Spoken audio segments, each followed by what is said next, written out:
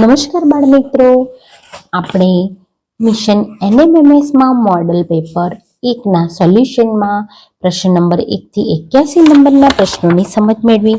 હવે આપણે 82 પ્રશ્નથી સમજ મેળવવાની છે. તો ચાલો અહીંયા સમજીએ.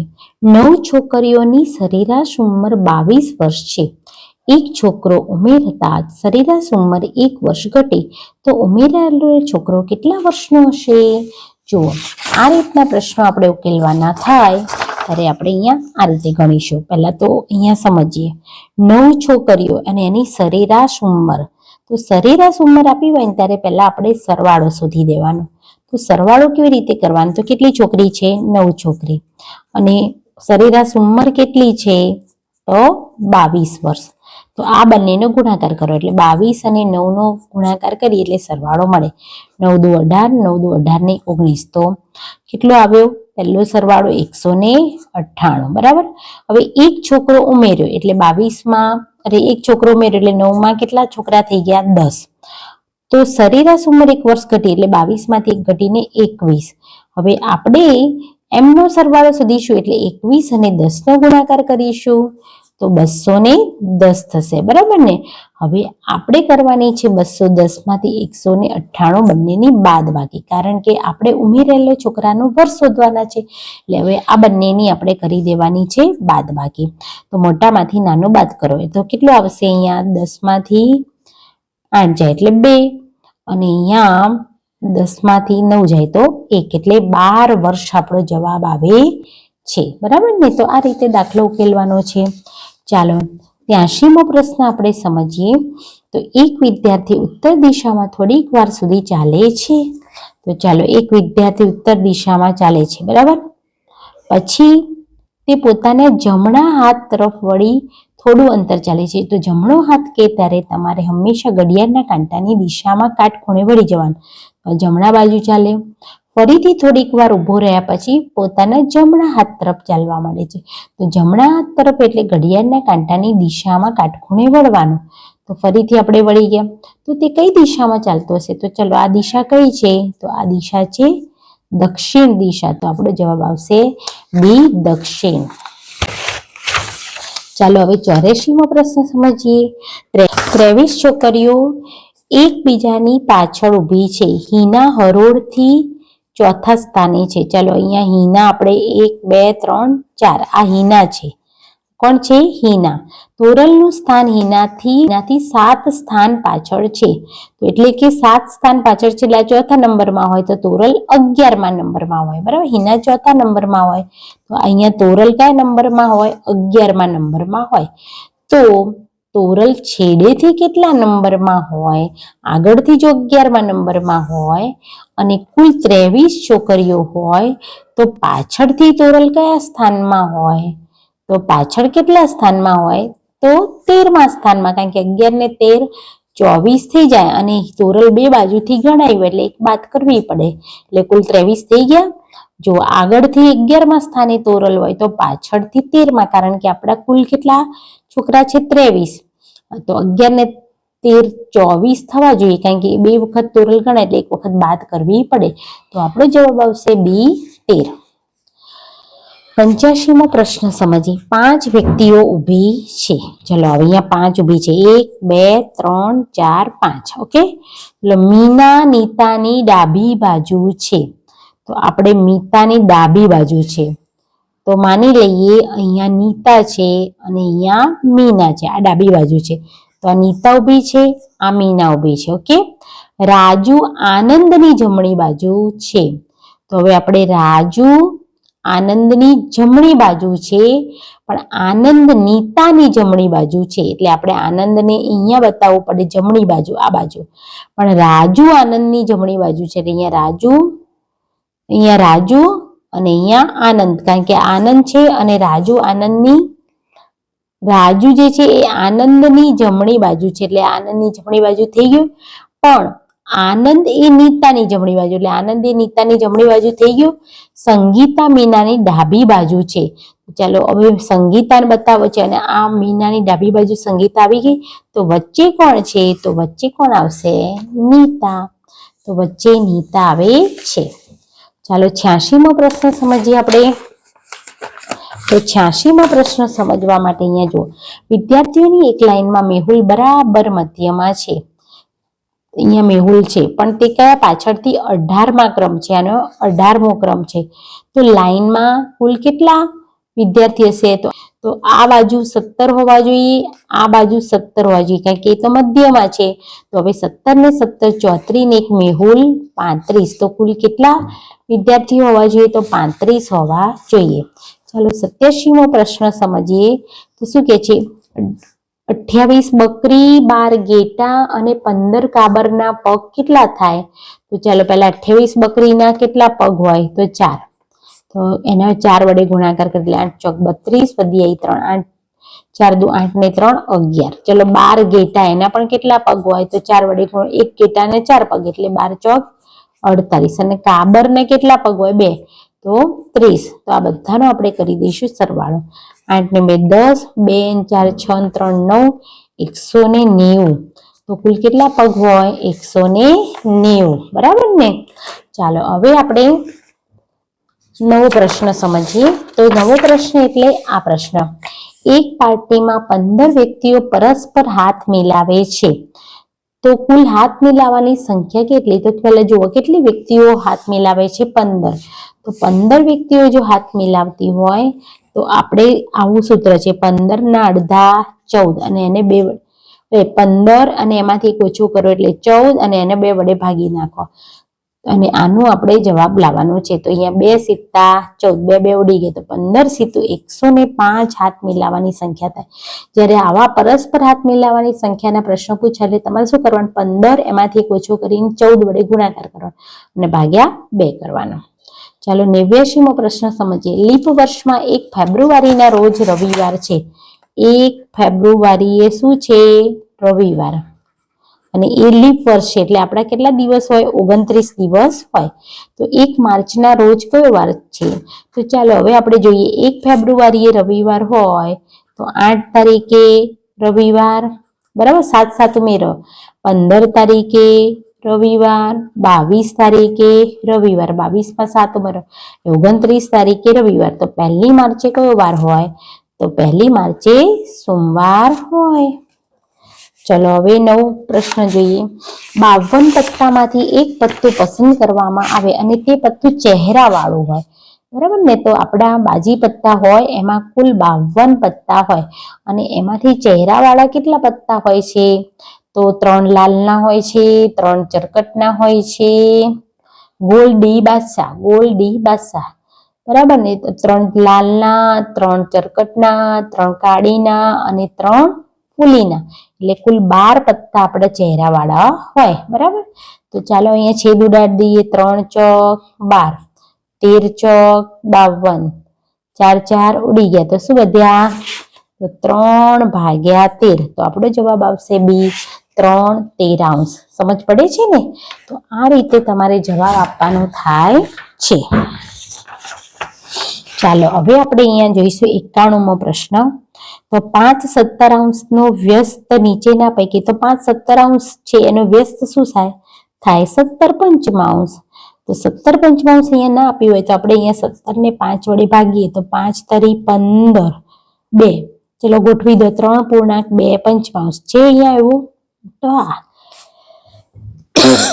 મિશ્ર અપૂર્ણાંકમાં છે એટલે આપણે આ રીતે કરીને જવાબ લાવવો પડે. તો આમાં કઈ ગભરાવાની જરૂર નથી. 5/17 નો વ્યસ્ત 17/5 થાય, પછી એને 17 ને 5 વડે ભાગી મિશ્ર અપૂર્ણાંકમાં ગોઠવી દેવાના. ચલો 92મો પ્રશ્ન સમજીએ. કયા પ્રકારના ત્રિકોણમાં એક ખૂણો 90 અંશનો હોય? તો કાટકોણમાં. 93મો પ્રશ્ન સમજીએ. 64 ના ઘનમૂળનું વર્ગમૂળ જણાવો. તો શું કે છે? પહેલા 64 જે છે એનું ઘનમૂળ કાઢો. તો એટલે 64 નું ઘનમૂળ શું આવશે? 4. અને 4 નું વર્ગમૂળ શું આવશે? તો 2. તો 64 નું ઘનમૂળ 4, ઘનમૂળ એટલે 64 એ કોનો ઘન છે? તો 4 નો, એટલે એનું ઘનમૂળ 4 આવે, અને 4 નું વર્ગમૂળ 2, એટલે 4 એ કોનો વર્ગ છે? 2 નો. તો અહીંયા જવાબ આવશે 2. તો આવો પ્રશ્ન પૂછાય તો આપણને આવડવો જોઈએ. જો ફરીથી સમજાવી દઉં છું, કારણ કે તમને ખૂબ પહેલા તો શું કે છે? 64 નું ઘનમૂળ, તો 64 નું ઘનમૂળ એટલે 64 કોનો ઘન છે? તો 4 નો. તો હવે એનું ઘનમૂળ પણ કેટલું થાય? 4. હવે 4 નું વર્ગમૂળ, તો 4 એ કોનો વર્ગ છે? 2 નો વર્ગ છે. તેનું વર્ગમૂળ શું થાય? 2. આપણો જવાબ આવશે 2. ચાલો 94મો પ્રશ્ન સમજીએ. મળેલ પ્રાપ્તાંકો પૈકી મહત્તમ અને ન્યૂનતમ પ્રાપ્તાંક વચ્ચેના તફાવતને શું કહેવાય? વિસ્તાર. આપણે વિસ્તાર શોધવો હોય કોઈ પણ પ્રાપ્તાંકોમાંથી તો મોટું અવલોકન લેવું પડે, નાનું લેવું પડે અને એમની બાદબાકી કરવી પડે, તો એને આપણે કહીએ છીએ વિસ્તાર. તો અહીંયા મહત્તમ અને ન્યૂનતમ પ્રાપ્તાંક વચ્ચેનો તફાવત, એને પણ આપણે શું કહીશું? વિસ્તાર. હવે આપણે જોઈશું 95મા નંબરનો પ્રશ્ન. તો 72 ચોપડીનું વજન 9 કિગ્રા, તો 40 ચોપડીનું વજન કેટલું? તો બહુ સિમ્પલ, આપણે આ રીતે જ લખવાનું. 72 નું 9 કિગ્રા, તો 40 નું કેટલું? તો કરી દેવાનો ચોકડી ગુણાકાર. 40 ગુણ્યા 9 ભાગ્યા 72. ચાલો અહીંયા 9 8 72 એટલે 9 9 ઉડી ગયા. અહીંયા 8 5 40 એટલે 5 કિગ્રા વજન આવે. આવી રીતે જ કરવાનું. 72 ચોપડીનું 9 તો 40 નું કેટલું? પછી ચોકડી ગુણાકાર કરીએ એટલે આ બંનેનો ગુણાકાર ને 72 જાય છેદમાં. 96મો પ્રશ્ન સમજીએ. એક માળી પાસે 1000 છોડ છે. તે આ છોડને એવી રીતે રોપવા માંગે છે કે બગીચામાં હાર અને સ્તંભની સંખ્યા સમાન મળે. તો માળીએ ઓછામાં ઓછા કેટલા વધુ છોડ રોપવા જોઈએ? તો જુઓ, આમાં હું તમને ગણતરી નથી આપતી, પણ તમને સિમ્પલ સાદી ભાષામાં કહી દઉં છું કે ભાઈ 1000 છોડ છે તો એનું વર્ગમૂળ નીકળી શકતું નથી. 3 શૂન્ય હોય તો ક્યારેય વર્ગમૂળ નીકળે નહીં. પણ અહીંયાથી વિકલ્પ જોવાના. આપણે જોડે 1000 છોડ છે અને આપણે વધુમાં વધુ ઓછામાં ઓછા આમાં કેટલા છોડ ઉમેરીએ કે જેથી હાર અને સ્તંભ સમાન મળે. હાર અને સ્તંભ સમાન મળે એટલે એનું વર્ગમૂળ નીકળી શકતું હોય. તો તમારે શું કરવાનું? 1000માં પહેલો વિકલ્પ 24 ઉમેરવાનું, કારણ કે બધું છોડ રોપવા, ઓછામાં ઓછા કેટલા છોડ રોપવા એટલે આમાં ઉમેરવાના છે. તો 1024 અને 1024 નું તમારે કાઢવાનું વર્ગમૂળ. જો તમને સમજાવું એ રીતે જ કરજો એટલે તમારી દાખલો ક્યારેય ખોટો નહીં પડે. હવે તમારે શું કરવાનું? 1024 નું કાઢી દેવાનું વર્ગમૂળ. તો પહેલા અહીંયા 2 થી ભાગ ચાલે એટલે આપણે અહીંયા મૂકીશું 512. હજુ પણ 2 થી ભાગ ચાલે એટલે અહીંયા 2 5 અને 256. હજુ પણ 2 થી ભાગ ચાલશે એટલે 1 28. હજુ પણ 2 થી ભાગ ચાલશે એટલે 64. હજુ પણ 2 થી ભાગ ચાલે એટલે 32. 2 થી ભાગ ચાલશે એટલે 16. હજુ પણ 2 થી ભાગ ચાલે એટલે 8. 2 થી ભાગ ચાલે એટલે 4 અને 2 થી ભાગ ચાલશે એટલે 2 1. તો ચાલો અહીંયા જુઓ, 2 ગુણ્યા 2 ગુણ્યા 2 ગુણ્યા 2 એટલે કેટલા? 1 2 3 4 5 6 7 8 9 10. 10 થયા ને? તો આપણે અહીંયા 10 વખત લખી નાખીએ. 8 9 અને 10. ચાલો 2 2 ની જોડી બનાવી દો એટલે 2 નો વર્ગ ગુણ્યા 2 નો વર્ગ ગુણ્યા 2 નો વર્ગ ગુણ્યા 2 નો વર્ગ ગુણ્યા 2 નો વર્ગ. વર્ગમૂળ કાઢીએ એટલે વર્ગ નીકળી જાય એટલે 2 દુ 4 4 દુ 8 8 દુ 16 16 દુ 32. તો અહીંયા પૂર્ણ વર્ગ થઈ જાય છે, બધામાં જોડી થઈ જાય છે. માટે ઓછામાં ઓછા કેટલા છોડ રોપવા જોઈએ? તો 1000માં 24 ઉમેર એટલે 1024 આપણને વર્ગમૂળ મળી જાય છે. એટલે ઓછામાં ઓછા 24 છોડ રોપવા જોઈએ. 1006 કરશો તો એનું વર્ગમૂળ નહીં મળે, 1032માં પણ નહીં મળે, બરાબર ને? તો આપણે પહેલો જ જવાબ આપણો સાચો છે. 97મો પ્રશ્ન સમજીએ. 5 ની 3 ઘાત ગુણ્યા 4 ની 3 ઘાત ગુણ્યા 3 ની 3 ઘાતનું ઘનમૂળ. ઘનમૂળ એટલે શું કરવાનું? તો અહીંયા આપણે ઘનમૂળનો સંકેત કરવાનો. તો ઘનમૂળનો સંકેત એટલે 3 3 નીકળી જાય એટલે શું વધે? 5 ગુણ્યા 4 ગુણ્યા 3. તો 5 ચોક 20 તરી 60. આ એનું ઘનમૂળ શું થાય? 60. ચાલો 98મો પ્રશ્ન સમજીએ. નીચેનામાંથી કયો વિકલ્પ તાપમાનનો સૌથી વધુ વધારો સૂચવે છે? તો અહીંયા જુઓ, 32 ને 23 ની બાદબાકી કરો એટલે અહીંયા કેટલું આવે? 9. પછી અહીંયા ઋણ 10 થી 1 એટલે ઋણ 10 થી 1 એટલે કેટલા થશે વધારો? તો ઋણ 10 થી પહેલા 0 એટલે 10 અને અહીંયા 1 એટલે આમાં 11 નો તફાવત થશે. આમાં કેટલો થશે? 11 નો, બરાબર? અહીંયા 11 સેલ્સિયસ નો થશે, આમાં 9 સેલ્સિયસ નો થશે. જો આ રીતે ગણવાનું 23 થી 32 થયો તો અહીંયા 9 સેલ્સિયસનો વધારો થયો. આમાં ઋણ 10 થી 1 થયો એટલે 11 સેલ્સિયસનો વધારો થયો. અહીંયા ઋણ 18 થી 11 એટલે કેટલાનો વધારો થયો? 7 અંશ સેલ્સિયસનો. અને અહીંયા ઋણ 5 થી 5 એટલે 10 અંશ સેલ્સિયસનો વધારો. તો સૌથી વધારે શેમાં વધારો થયો છે? તો સૌથી વધારે આપણે ઋણ 10 અંશથી 1 અંશ સેલ્સિયસમાં વધારો થયો છે. આવો પ્રશ્ન ગઈ વખતની પરીક્ષામાં પણ પૂછાયો હતો, લગભગ એની આગલી સાલ પૂછાયો હતો.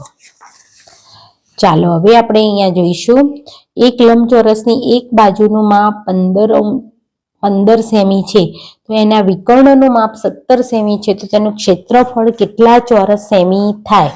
તો આ રીતે આપણને કીધું છે. એક લંબચોરસ છે આવો, એની બાજુનું માપ 15 સેમી છે, પછી એના વિકર્ણનું માપ આપણને આપ્યું છે 17 સેમી, બરાબર. પણ લંબાઈ અને પહોળાઈનો ગુણાકાર કરવો પડે ક્ષેત્રફળ શોધવામાં. પહોળાઈ આપી નથી તો પહોળાઈ આપણે કેવી રીતે શોધીશું? તો આને આપી દઈશું નામ ABCD. ચાલો અહીંયા જે ત્રિકોણ બન્યો છે એ કેવો ત્રિકોણ બન્યો છે? તો કાટકોણ ત્રિકોણ બન્યો છે. જુઓ ત્રિકોણ ABC કેવો ત્રિકોણ છે? કાટકોણ ત્રિકોણ છે. તો કાટકોણ ત્રિકોણમાં આને કહેવાય કર્ણ. એટલે AC નો વર્ગ બરાબર આ બંને બાજુનો વર્ગ એટલે AB નો વર્ગ વત્તા BC નો વર્ગ, બરાબર. તો હવે આપણે અહીંયા AC એટલે શું આપ્યું છે? તો 17 નો વર્ગ. AB એટલે શું આપ્યું છે? 15 નો વર્ગ વત્તા BC નો વર્ગ એમનો એમ. 17 નો વર્ગ થાય 289, 15 નો વર્ગ થાય 225 અને બરાબર BC નો વર્ગ. તો 289 માંથી 225 બાદ કરો તો કેટલા વધશે? 64. 64 બરાબર BC નો વર્ગ એટલે BC બરાબર 8 આવશે. તો અહીંયા આપણને મળી ગયું લંબાઈ અને અહીંયા મળી ગઈ પહોળાઈ. તો હવે ક્ષેત્રફળ શોધવા માટે બંનેનો ગુણાકાર 15 8 120 થાય. તો આપણો જવાબ આવશે 120. તો આવો દાખલો પૂછાય તો તમારે કાંઈ ના કરવું હોય તો અહીંયા આ રીતે યાદ રાખજો આપણો ગોલ્ડન રેશિયો 8:15:17. 8:15:17 જેમ આપણા ગોલ્ડન રેશિયો છે ને 3:4:5 6:8:10 એમ 8:15:17, બરાબર. તો આવા ગોલ્ડન રેશિયો તમારે યાદ રાખવાના છે. પછી એક છે 5:12:13, બરાબર. આ પણ આપણો એક ગોલ્ડન રેશિયો છે. તો આવા ગોલ્ડન રેશિયો તમે યાદ રાખજો. તો અહીંયા આપણો એક નવો છે 8:15:17. તો અહીંયા તમારે ગણતરી કર્યા વગર સીધું આ ખબર પડી જશે કે 15 ને 17 આપી હોય તો અહીંયા 8 આવી જોઈએ, 15 ને 8 આપી હોય તો 17 આપવી જોઈએ, બરાબર. અને પછી ક્ષેત્રફળ એટલે લંબાઈ ગુણ્યા પહોળાઈ તો 15 8 120. ચાલો 100મો પ્રશ્ન જોઈએ તો શું કહે છે? 13 15 17 19 તો કોનો ઘન છે?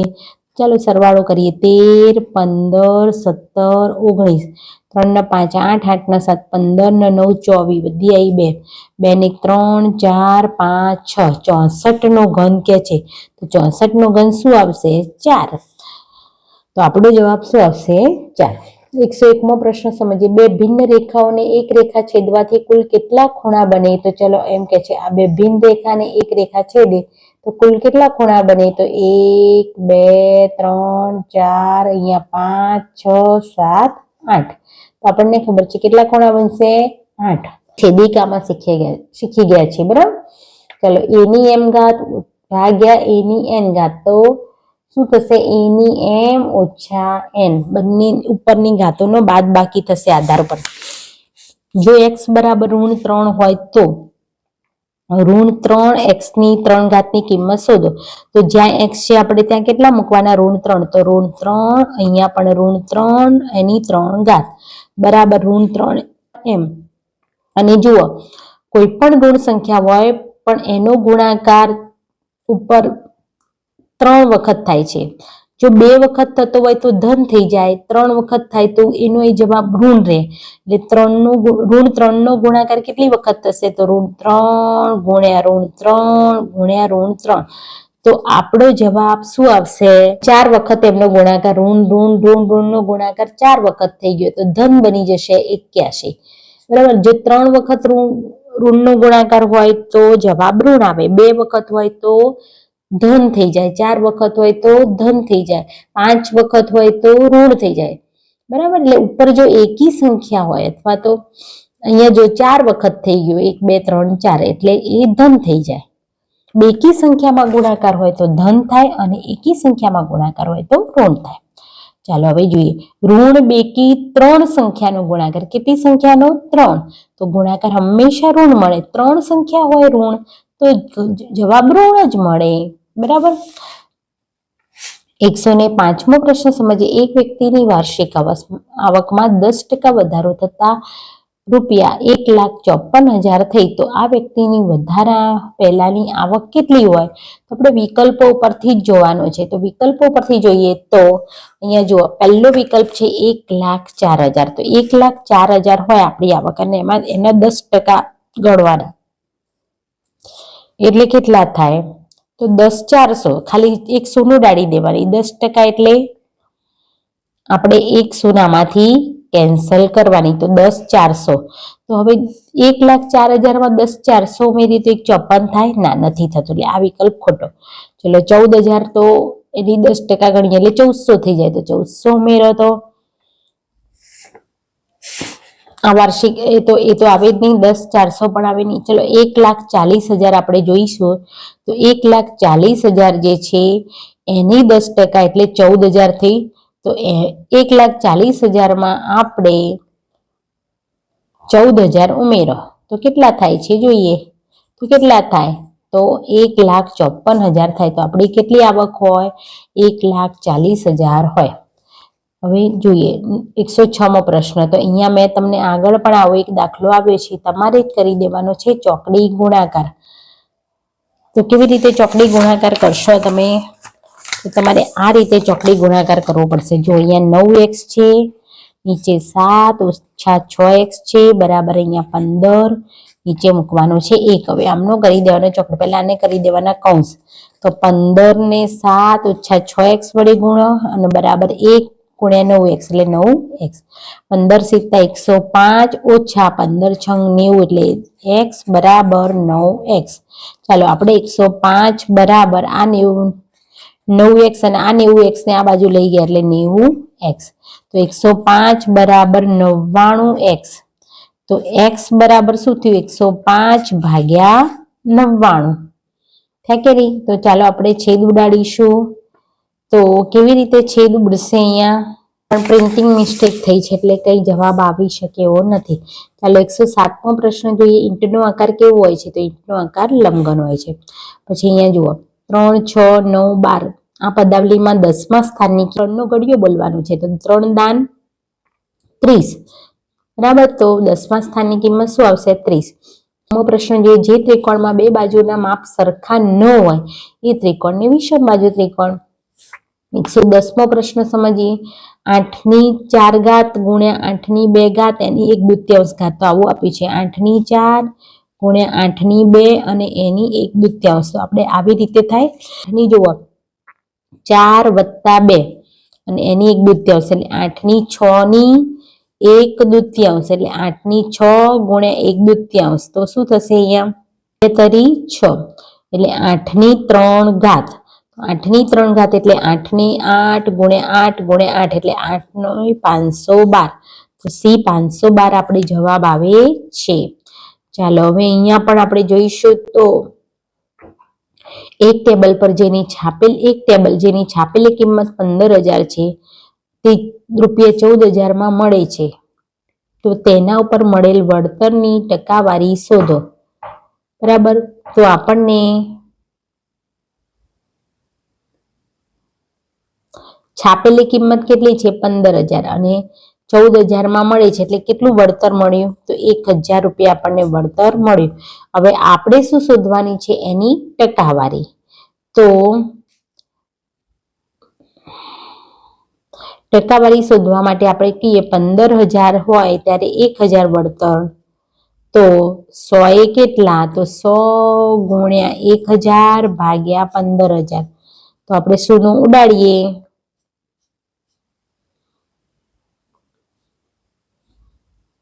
તો અહીંયા 20 પંચું 100, અહીંયા 15 દાન 100.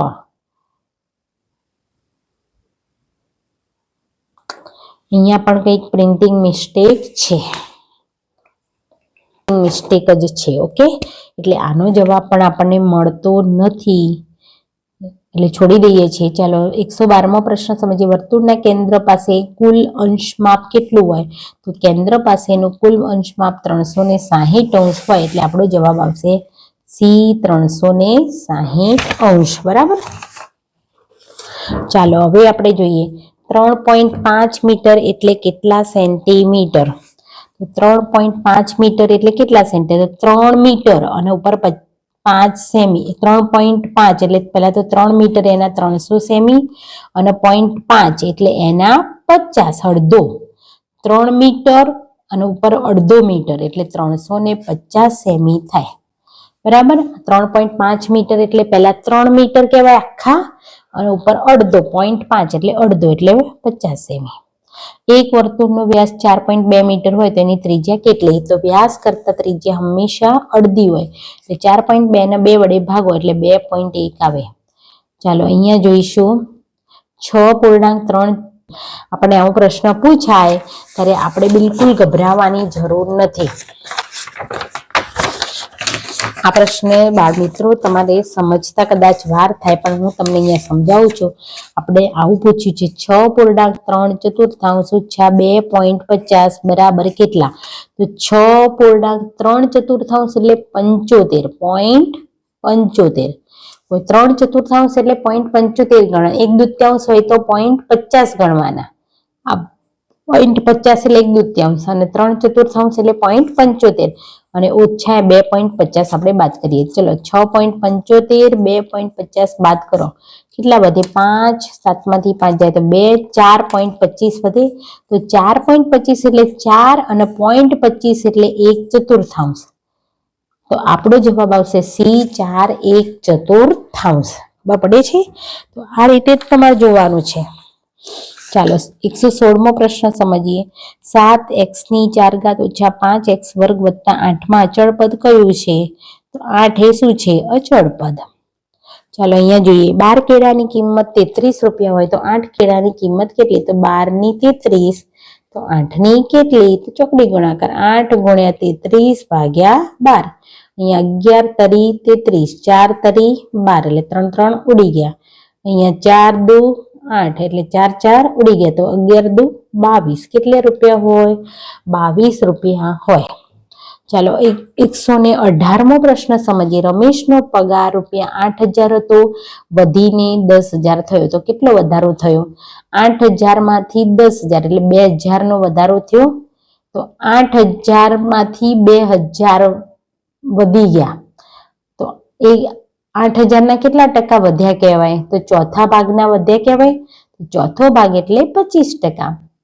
જો અડધા ભાગના વધ્યા હોય તો 50%, પાંચમા ભાગના વધ્યા હોય તો 20%. બરાબર ને? જો 8,000 માંથી 10,000 થયું એટલે 8,000 ના 2,000 એટલે 2 2 2 2 4 ટુકડા પાડીએ ત્યારે 8,000 થાય. એટલે 4 ટુકડા એટલે 25 25 25 25 એટલે 25 ચોક 100 એટલે ટકામાં 25 થાય. 129. રોશન એક સંખ્યા ધારે છે, તે સંખ્યાના 5/2 ભાગમાંથી તે 7 બાદ કરે તો અને મળતું પરિણામ 23 મળે તો તે સંખ્યા કેવી? એક સંખ્યા એટલે x, એના 5/2 ભાગમાંથી એટલે 5/2 x માંથી 7 બાદ કરે ત્યારે 23 મળે. તો તે સંખ્યા કઈ? તો આપણે ચલો 5/2 x બરાબર 23 વત્તા 7 કરીએ એટલે 5/2 x બરાબર 30 મળ્યા. ચાલો હવે આપણે કરીશું આ બગડાને પેલી બાજુ લઈ જઈએ એટલે 5x બરાબર 30 ગુણ્યા 2 તો 5x બરાબર 60. તો x બરાબર 60 ભાગ્યા 5 તો x બરાબર 12 × 5 = 60 એટલે 12. તો આપણો જવાબ શું મળશે? તો તે સંખ્યા 12 છે. ચાલો અહીંયા જોઈએ. ત્રિકોણ ABC માં ખૂણો B બરાબર 60, A બરાબર 40. તો C નું માપ કેટલું હોય? તો આ 60 ને 40 કેટલા થઈ ગયા? 100. તો હવે C કેટલો હોય? 80 અંશ. કારણ કે ત્રિકોણના ત્રણેય ખૂણાનો સરવાળો 180 અંશ હોય. તો આ 60 ને 40 100 થઈ ગયા. તો આ 80. હવે આપણો વિજ્ઞાન ચાલુ થાય છે. ચાલો હવે આપણે 121મો પ્રશ્ન સમજીએ. તો શરીરના કયા અવયવમાં કાર્બન ડાયોક્સાઇડ યુક્ત રુધિર ઓક્સિજન યુક્ત રુધિરમાં ફેરવાય છે? તો ડાબા ક્ષેપક, મૂત્રપિંડ, ફેફસામાં કે હૃદયમાં? તો ફેફસામાં. 122મો પ્રશ્ન સમજીએ. તો 122મા પ્રશ્નમાં સરકારે અમલમાં મૂકેલા પ્રોજેક્ટ ટાઈગરનો ઉદ્દેશ્ય શું છે? તો વાઘની વસ્તીનો વધારો અટકાવવા, વાઘના સંરક્ષણ અને તેની વસ્તીની જાળવણી, વાઘથી પાલતુ પ્રાણીનું સંરક્ષણ કે વાઘથી માનવ સંતતિનું સંરક્ષણ? તો બી, વાઘના સંરક્ષણ અને તેની વસ્તીની જાળવણી માટે. 123મો પ્રશ્ન સમજીએ. તો આઈસ્ક્રીમમાં લાકડાની ચમચી ડુબાડતા ચમચીનો બીજો છેડો ઉષ્મા વિકિરણની પ્રક્રિયા વડે ઠંડો પડે છે, ઉષ્માનયનની પ્રક્રિયા વડે ઠંડો પડે છે, ઉષ્મા વહનની પ્રક્રિયાને લીધે ઠંડો પડશે કે ઠંડો પડતો નથી? તો ઠંડો પડતો નથી, કારણ કે લાકડામાં કોઈ અસર થતી નથી. અને 24મો પ્રશ્ન સમજીએ. તો 124મો પ્રશ્ન છે, બળતણના કેલેરી મૂલ્યને ખાલી જગ્યા એકમથી દર્શાવાય છે? તો કિલો જૂલ પ્રતિ કિગ્રા, જૂલ પ્રતિ મીટર, કિગ્રા પ્રતિ કિલો જૂલ કે કિલો પ્રતિ મીટર? તો કિલો જૂલ પ્રતિ કિગ્રા. 125મો પ્રશ્ન સમજીએ. વસ્તુના પરિમાણ કરતાં મોટું અને આભાસી પ્રતિબિંબ ખાલી જગ્યા વડે મળે છે? તો મોટું અને આભાસી પ્રતિબિંબ આપણને અંતર્ગોળ અરીસા વડે મળે છે. 126મો પ્રશ્ન સમજીએ. કોલસો સળગે ત્યારે કયો વાયુ ઉત્પન્ન થાય છે? તો કોલસો સળગે ત્યારે કાર્બન ડાયોક્સાઇડ વાયુ ઉત્પન્ન થાય છે. 127મો પ્રશ્ન, નાના આંતરડાના શરૂઆતના સી આકારના ભાગને શું કહે છે? સી આકારના ભાગને પક્વાશય કહે છે. 128મો પ્રશ્ન સમજીએ. ડોક્ટર એલેક્ઝાન્ડર ફ્લેમિંગે શાની શોધ કરી? તો ડોક્ટર એલેક્ઝાન્ડર ફ્લેમિંગે પેનિસિલિનની શોધ કરી. 129મો પ્રશ્ન, પાણીમાં ક્લોરીન વાયુ શા માટે ઉમેરવામાં આવે છે? તો પાણીને જંતુ રહિત બનાવવા માટે. 130મો પ્રશ્ન, ભારતમાં કુલ ક્ષેત્રના કેટલા ટકા વિસ્તાર જંગલોનો છે? તો 21% વિસ્તાર જંગલોનો છે. કાટ એ લોખંડ નથી, કાટ લોખંડથી જુદો ખાલી જગ્યા પદાર્થ છે. તો કયો પદાર્થ છે? કાટ એ લોખંડથી જુદો ઘન પદાર્થ છે. 132મો પ્રશ્ન સમજીએ. ટેડપોલ એ કયા પ્રાણીના વિકાસની અવસ્થા છે? તો ટેડપોલ એ દેડકા પ્રાણીના વિકાસની અવસ્થા છે. 133મો પ્રશ્ન, ઈસ્ટનો ઉપયોગ નીચેનામાંથી કોના ઉત્પાદનમાં થાય છે? તો ઈસ્ટનો ઉપયોગ આલ્કોહોલના ઉત્પાદનમાં થાય છે. 134મો પ્રશ્ન સમજીએ. 4 ટુકડાઓને સૂર્યપ્રકાશમાં 1 કલાક રાખવામાં આવે તો કયો ટુકડો વધારે ગરમ થશે? પ્લાસ્ટિકનો, લાકડાનો, કાગળનો કે લોખંડનો? તો લોખંડનો, કારણ કે લોખંડ સુવાહક છે. 135મો પ્રશ્ન, ખાલી જગ્યા તથા ખાલી જગ્યા અને અન્ય જાતિઓ માટે અલગ અલગ રેડ ડેટા બુક હોય છે. તો કોના માટે હોય છે? તો ખાલી વનસ્પતિ અને પ્રાણીઓ અને અન્ય જાતિ માટે અલગ રેડ. તો વનસ્પતિ તથા પ્રાણીઓ અને અન્ય જાતિ માટે અલગ રેડ ડેટા બુક હોય છે. 136મો પ્રશ્ન સમજીએ. જે સૂક્ષ્મજીવો મૃત વનસ્પતિ અને પ્રાણીઓને કાળા સેન્દ્રિય પદાર્થમાં ફેરવે છે એને શું કહેવાય છે? તો એને વિઘટકો કહેવાય છે. 137મો પ્રશ્ન, મીણબત્તીની જ્યોતનો સૌથી બહારનો વિસ્તાર કેવા રંગનો હોય છે? તો સૌથી બહારનો વિસ્તાર કેવા રંગનો હોય છે? તો લાલ, કાળો, ભૂરો કે પીળો? તો ભૂરા રંગનો હોય છે. 138મો પ્રશ્ન, એકલિંગી પુષ્પ નીચેનામાંથી કઈ વનસ્પતિમાં જોવા મળે છે? તો એકલિંગી પુષ્પ કાકડી નામની વનસ્પતિમાં જોવા મળે છે. મેલેરિયા થવા માટે જવાબદાર પ્રજીવનું વાહક કયું છે? તો મેલેરિયા થવા માટે માદા એનોફિલિસ મચ્છર એ એનું વાહક છે. 140મો પ્રશ્ન સમજીએ. IVF નો અર્થ શું? તો IVF નો અર્થ શરીરની બહાર ફલન થવું. બરાબર ને? શરીરની બહાર ફલન થવું એવો અર્થ થાય છે. 141મો પ્રશ્ન સમજીએ. નીચેના પૈકી કયું વિધાન ખોટું છે? તો નીચેના પૈકી ફૂગ સ્વાવલંબી પોષણ મેળવે છે. ફૂગ સડતા કે મૃત પદાર્થ પર જોવા મળે છે. મશરૂમ એક પ્રકારની ફૂગ છે. મશરૂમ ખોરાક તરીકે વપરાય છે. તો આપણો એ વિધાન ખોટું છે. ફૂગ સ્વાવલંબી પોષણ મેળવે છે એ ખોટું છે, કારણ કે ફૂગને તો મૃત પદાર્થો અને સડતા પદાર્થ પર આધાર રાખવો પડે છે. 142મો પ્રશ્ન સમજીએ. હૃદય કયા ખંડમાંથી રુધિર ફેફસામાં આવે છે? હૃદયના કયા ખંડમાંથી રુધિર ફેફસામાં આવે છે? તો હૃદયના જમણા ક્ષેપકમાંથી રુધિર ફેફસામાં આવે છે, બરાબર. ચાલો 143મો પ્રશ્ન, વાહક તારમાં વિદ્યુત પ્રવાહ પસાર કરવાથી ઉત્પન્ન થતી ઉષ્માનો જથ્થો કઈ બાબત પર આધાર રાખતો નથી? તો તારની જાડાઈ, તારનું કદ, તારની લંબાઈ, દ્રવ્યની જાત. તો તારના કદ પર આધાર રાખતો નથી. 144મો પ્રશ્ન, નીચેના પૈકી કયો લણણી અંગેનો ઉત્સવ નથી? તો બિહુ, પોંગલ, બૈશાખી કે નાતાલ? તો નાતાલ. 145મો પ્રશ્ન, નીચેના પૈકી પ્રતિ એસિડ એટલે એન્ટાસિડ પદાર્થ કયો છે? તો દહીં, મિલ્ક ઓફ મેગ્નેશિયા, મીઠું કે લીંબુનો રસ? તો મિલ્ક ઓફ મેગ્નેશિયા. 146મો પ્રશ્ન, નીચેના પૈકી કઈ વનસ્પતિને કલમ દ્વારા ઉગાડી શકાય? તો ગુલાબ. 147મો પ્રશ્ન, એક કાર ચાલક 8:30 વાગે ઘરેથી નીકળી પોતાના ગામ જવા નીકળે છે. તે ઘરેથી નીકળે છે ત્યારે ઓડોમીટરનું વાંચન 12,345 કિલોમીટર હતું અને 9:15 વાગે એની અચળ ઝડપે ગતિ કરી 9:15 વાગે પહોંચે ત્યારે કારના ઓડોમીટરનું વાંચન 12,393 કિલોમીટર જુએ છે. તો કારની ઝડપ કેટલી હશે? તો જુઓ, આ જે ઓડોમીટરનું વાંચન કરીએ છીએ ને એ અંતર છે. તો પહેલા આપણે લખીશું 12,393 ઓછા 12,345 એટલે આપણને ખબર પડે કેટલા આવશે. 13માંથી 5 જાય તો 8, 8માંથી 4 જાય તો 4 એટલે 48 કિલોમીટરનો ફરક થયો.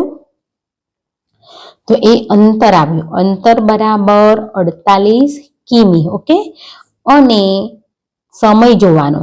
ચાલો, કેટલા વાગે કાર નીકળી હતી? 8:30 અને કેટલા વાગે આવી? 9:15 એટલે કેટલો ટાઈમ થયો? 45 મિનિટ. 8:30 થી 9:15 એટલે 45 મિનિટ.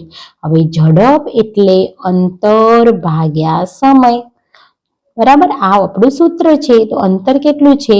48 અને ટાઈમ કેટલો છે? 45.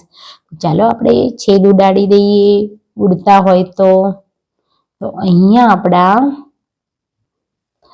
છેદ ઉડતા નથી, પણ અહીંયા જુઓ અવર્સ આપણો જે એકમ છે એ શેમાં આપ્યો છે? તો અહીંયા અવર્સમાં આપે છે અને આપણે જે આવ્યો છે એ સમય મિનિટમાં આવ્યો છે. તો બરાબર ને, 45 મિનિટ છે. તો 45 ને આપણે શેમાં ફેરવવા પડશે? કલાકમાં ફેરવવા પડે. તો આપણે લખીશું 48 અને 45 ને કલાકમાં ફેરવવા માટે શું કરવું પડે? મિનિટમાંથી આપણે કલાકમાં જવું છે એટલે આપણે 60 વડે એને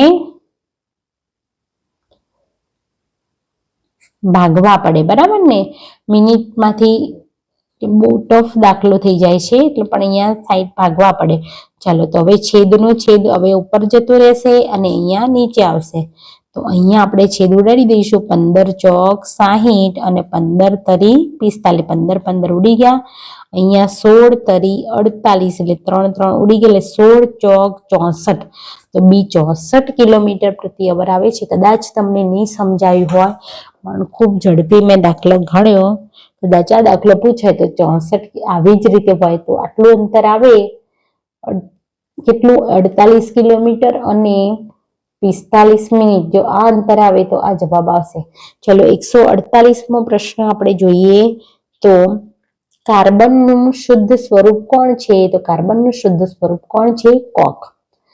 ચાલો હવે 149મો પ્રશ્ન, શ્વાસ લેવાની ક્રિયા વખતે હવાના પસાર થવાનો માર્ગ કયો હોય છે? તો કયો હોય છે? તો પહેલા નાસિકા છિદ્ર, નાસિકા કોટર, શ્વાસનળી અને ફેફસા. 150મો પ્રશ્ન જોઈએ આપણે. તો ઘઉં અને ચણાને નીચેના પૈકી કયા વર્ગમાં વર્ગીકૃત કરી શકાય? તો રવિ પાકમાં. ઘઉં અને ચણા આપણે રવિ પાકમાં વર્ગીકૃત કરી શકીએ છીએ. નીચેનામાંથી સ્થાપત્ય અને સ્થળની કઈ જોડી ખોટી છે? તો કઈ જોડી ખોટી છે? તો અહીંયા જો તાજમહાલ આગ્રામાં આવેલો છે, લાલ કિલ્લા દિલ્હીમાં આવેલો છે, પણ વિજય સ્તંભ ઉદયપુરમાં નથી અને રાજરાજેશ્વર મંદિર તો તાંજોરમાં છે. એટલે વિજય સ્તંભ ઉદયપુરમાં છે એ જોડણી ખોટી છે. 152મો પ્રશ્ન સમજીએ. તો કયા યુદ્ધથી અંગ્રેજોને બંગાળ, બિહાર અને ઓડિશાના દીવાની અધિકારી મળ્યા? તો કયો જવાબ આવશે? તો બક્સરના યુદ્ધથી. ચલો 153, પર્યાવરણનો કયો ઘટક સજીવ સૃષ્ટિને સૂર્યના પારજાંબલી કિરણોનું શોષણ કરી રક્ષણ આપે છે? તો કયો જવાબ આવશે? તો વાતાવરણ. પછી 154 ગુજરાતમાં કયા વિસ્તારના માલધારીઓ રબારીઓ ઉનાળામાં સ્થળાંતર કરે છે? તો કયા વિસ્તારના? તો કચ્છના. પછી 155 ઈસવીસન 1857 સંગ્રામના પ્રથમ શહીદ કોણ બન્યા હતા? તો મંગલ પાંડે. 156 પાણીપતનું ત્રીજું વિશ્વયુદ્ધ કોની કોની વચ્ચે થયું હતું? તો કોની કોની વચ્ચે? તો મરાઠાઓ અને અબ્દાલી ઈરાની વચ્ચે થયું હતું. 197 બુંદેલખંડનું રાજ્ય પાછળથી કયા નામે ઓળખાયું? તો બુંદેલખંડનું રાજ્ય પાછળથી જેજાક ભુક્તિ નામે ઓળખાયું. 158 પ્રશ્ન કયા ગવર્નર જનરલે ભારતમાં સનદી સેવાઓ ચાલુ કરી? તો લોર્ડ કોર્નવાલિસે. 159 હાથી અને એકશિંગી ગેંડા કયા જંગલોમાં જોવા મળે છે? તો સમશીતોષ્ણ 12 માસ લીલા જંગલોમાં જોવા મળે છે. 160 બ્રિટિશ રાજવીને મુંબઈ ટાપુ દહેજમાં કોણે આપ્યો હતો? તો પોર્ટુગીઝોએ આપ્યો હતો. ચાલો હવે બ્રિટિશ રાજવીને મુંબઈ ટાપુ દહેજમાં કોણે આપ્યો હતો? તો પોર્ટુગીઝો. કઈ મહેસૂલ પદ્ધતિને કારણે અન્ન ભંડાર તરીકે ઓળખાતું બંગાળ કંગાળ બન્યું? તો કાયમી જમાબંધીને કારણે. ચાલો હવે આપણે જોઈશું 162મો પ્રશ્ન ભારતમાં વાઘ કયા ક્ષેત્રમાં જોવા મળતો નથી? તો ગુજરાતમાં. પછી કૃષ્ણા અને ગોદાવરી નદીનો મુખ ત્રિકોણ પ્રદેશ એ કયા ખનિજનું મુખ્ય ઉત્પાદક ક્ષેત્ર છે? તો પેટ્રોલિયમ. ઢાઈ દિન કા ઝોપડા નામની મસ્જિદ કયા શહેરમાં આવેલી છે? તો અજમેરમાં. કયા પ્રકારની જમીનની ભેજ સંગ્રહ શક્તિ ઘણી વધુ હોય છે? તો કાળી. આપણા દેશના સંરક્ષણ દળોના સર્વોચ્ચ વડા કોણ છે? તો કોણ છે? તો રાષ્ટ્ર પ્રમુખ. 167 હાલના સમયમાં શાને કારણે આદિવાસી સમાજમાં પરિવર્તન આવ્યું છે? તો શિક્ષણના વ્યાપને કારણે. 168 ભારતમાં ટેલિગ્રામની સેવા કયા સ્થળોએ શરૂ થઈ હતી? તો કોલકાતા અને ડાયમંડ હાર્બર વચ્ચે. 169મો પ્રશ્ન અકબરના દરબારના નવરત્નોમાં મહાન શાસ્ત્રીય ગાયક તરીકે કોણ હતું? તો તાનસેન. 170મો પ્રશ્ન જો તમે સૌર ઉર્જા, જળ ઉર્જા, જૈવ ઇંધણ, પવન ઉર્જા જેવા ઉર્જાનો ઉપયોગ કરો છો તો તે કેવા પ્રકારના સંસાધનો છે? તો નવીનીકરણ. 171મો ગુજરાતી ભાષાનો સાચો વિકાસ ક્રમ કયો છે? તો સંસ્કૃત, પ્રાકૃત, અપભ્રંશ ગુજરાતી. તો આ એનો સાચો વિકાસ ક્રમ છે. 172 કોણે બંધારણીય ઇલાજોના હકને બંધારણના આત્મા સમાન કહ્યો છે? તો કોણે કહ્યો છે? ડોક્ટર ભીમરાવ આંબેડકરે. 173મો પ્રશ્ન વરસાદ ઓછો થવાથી પાણીની અછત ઊભી થાય છે. આ પરિસ્થિતિને શું કહે છે? તો આ પરિસ્થિતિને દુષ્કાળ કહે છે. ચાલો હવે આપણે આગળના પ્રશ્નો. આ પરિસ્થિતિને દુષ્કાળ કહે છે. ચાલો 174મો પ્રશ્ન સમજીએ. તો 174મો પ્રશ્ન કહે છે ગુજરાતમાં વડી અદાલતની સ્થાપના ક્યારે થઈ હતી? તો 1 મે 1960 અમદાવાદમાં થઈ હતી. પૃથ્વીની આંતરિક રચના માટે નીચેનું કયું વિધાન બંધ બેસતું નથી? તો ભૂમિખંડની સપાટી ખાસ કરીને સિલિકા અને એલ્યુમિનિયમ ખનિજોની બનેલી છે. પૃથ્વીની સપાટીનું ઉપલું સ્તર ભૂમિખંડ પર 35 કિલોમીટર સુધી હોય છે. પૃથ્વી સપાટીનું ઉપલું સ્તર બહુ જ ઘટ હોય છે. પૃથ્વી સપાટીના સૌથી ઉપલા સ્તરને ભૂકવચ કહે છે. તો સી. પૃથ્વી સપાટીનું ઉપલું સ્તર બહુ જ ઘટ હોય છે, તે બંધ બેસતું નથી. તમે ખેડૂત છે તો તમે તમારું ઉત્પાદન વેચવા ક્યાં જશો? તો આપણે આપણું ઉત્પાદન વેચવા ક્યાં જવું પડે? માર્કેટિંગ યાર્ડમાં. કેટલા વર્ષની ઉંમર સુધી દરેક બાળકને મફત અને ફરજિયાત શિક્ષણ મળે છે? તો 6 થી 14. દિલ્હી સલ્તનતના પ્રથમ મહિલા શાસક કોણ છે? તો રઝિયા સુલતાન. કોણ હતા? તો રઝિયા સુલતાન. 179મો પ્રશ્ન નીચેનામાંથી કયું કાર્ય લોકસભાનું નથી? તો એમાં આવશે દેશના વિવિધ પ્રશ્નો તરફ સરકારનું ધ્યાન ખેંચે છે, દેશના બજેટને મંજૂરી આપે છે, ન્યાય આપવાનું કાર્ય કરે છે, મંત્રીમંડળના સભ્યોની કામગીરી પર અંકુશ અને નિયમન રાખે છે. તો ન્યાય આપવાનું કામ એનું નથી લોકસભાનું. અને વૈષ્ણવજન તો તેને કહીએ ખાલી ભજન કોણે રચ્યું છે? તો એ ભજન નરસિંહ મહેતાએ રચ્યું છે. તો બાળ મિત્રો, અહીંયા મોડેલ પેપર 1ના સોલ્યુશન ભાગ 2ના વિડીયોમાં મેં તમને 81 થી એટલે કે 82 થી 180 પ્રશ્નોની સમજ આપી છે. તો આ વિડીયોને તમે ધ્યાનથી જોજો, સમજજો, કારણ કે મોટાભાગના પ્રશ્નો NMMSની પરીક્ષામાં પૂછાઈ શકે છે અને આવતીકાલે તમારી પરીક્ષા છે. તો એ માટે સૌને બેસ્ટ ઓફ લક. ચાલો મળીશું હવે નવા વિડીયોમાં.